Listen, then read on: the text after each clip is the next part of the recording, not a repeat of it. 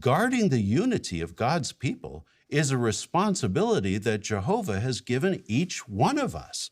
We must do our part to ensure that we stand together as one united people. What will happen if we don't? Divisions will occur among us, divisions that resemble what we see in the world. It happened in the first century congregation in Corinth. To them, Paul wrote in 1 Corinthians chapter 1 and verse 11, "There are dissensions among you." What kind of dissensions? Some said, "I belong to Peter." Others said, "I belong to Paul." And still others said, "I belong to Apollos." Paul felt compelled to ask at 1 Corinthians chapter 1 and verse 13, "Is the Christ divided?"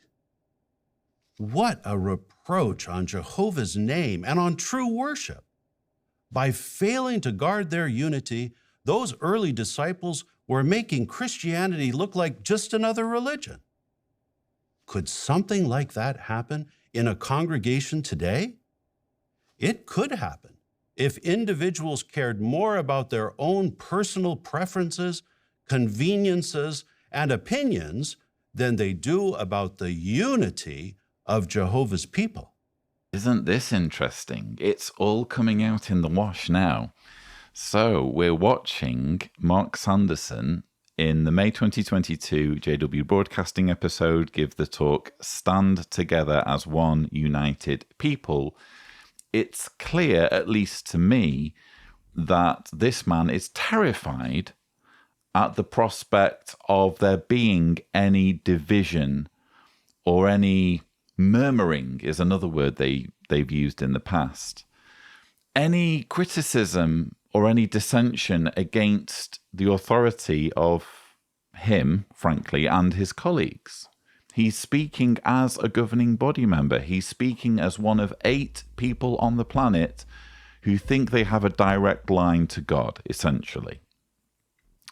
And he's clearly unsettled at the thought that, as is inevitably the case when people are being kept in an organization against their will through the threat of shunning, as is inevitably the case, there are going to be people who just don't believe him, who just don't take him seriously.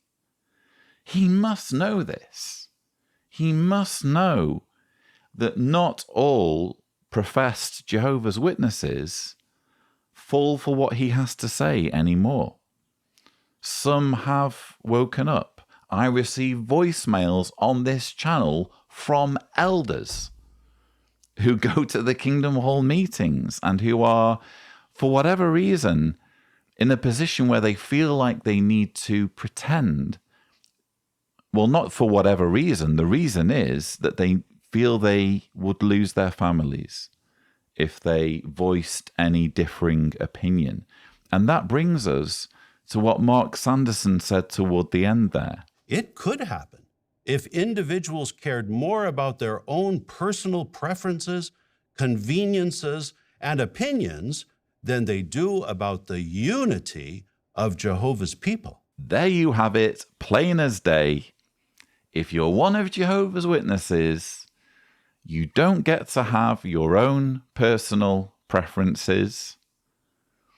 You don't get to have your own conveniences. And crucially, you're not even entitled to express your own opinions if these differ from those of Mark Sanderson and his colleagues. Isn't that interesting? He's just gone out there and said it. And he feels emboldened to say it because he's spent his life in the organization. He's used to people lapping up every word that he has to say now that he's a governing body member. He knows he can just get away with it now. It's that, the control and coercion is just becoming more and more blatant the more prominence the governing body receives, especially now in the JW broadcasting era, whereas previously they were mostly unknown as individuals, the governing body members, now everyone knows who the governing body members are and what they look like because they're on all the videos. And I feel that this new level of prominence is making the governing body more brazen in what they're saying.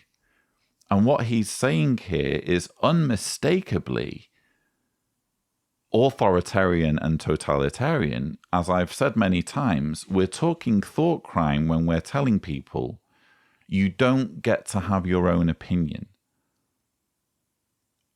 In this case, granted, he's not saying that you don't get to have a different opinion. He's saying you don't get to voice another opinion. But isn't it convenient that the governing body gets to have an opinion? The governing body gets to change things and switch things around and introduce new light. But when someone gets baptized, they don't get to change their minds. They have to stick with it for life, even if the religion that they joined ends up being completely different decades after their baptism. Selfishness is not the fruitage of Jehovah's Spirit. Rather, it reflects the spirit of the world. The world is aggressively promoting the view that you should put yourself first. But we have learned Jehovah's view. 1 Corinthians chapter 10, verse 24 tells us to keep seeking not our own advantage, but that of the other person. In chapter 13, verse 5, Paul wrote that love does not look for its own interests. And he states at Romans chapter 15 and verse 3 that the Christ did not please himself. Therefore, we cannot afford to care more about our privileges, our pride, or our opinions than we do about Christian unity.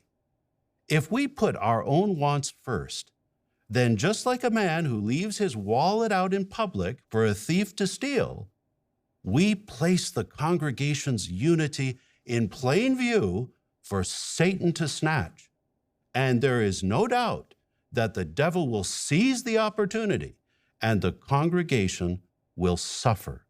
There we go again with the fear-mongering. The devil's out to get you. There's a bogeyman under the bed.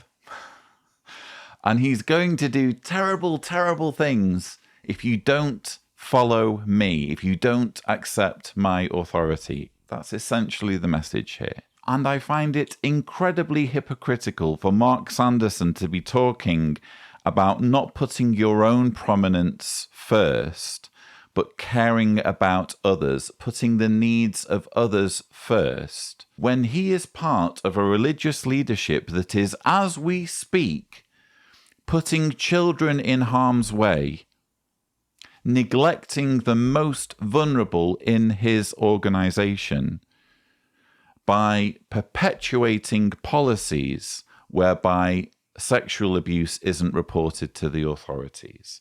This man and his colleagues are sitting on a database of thousands of sexual predators that are unreported to the authorities purely because it benefits them, purely because it would be a detriment to their position and to their organizational integrity if the truth were to come out and if justice were to be served against all the individuals that they and their predecessors have been hiding from the authorities. And he has the gall to lecture us on putting others first.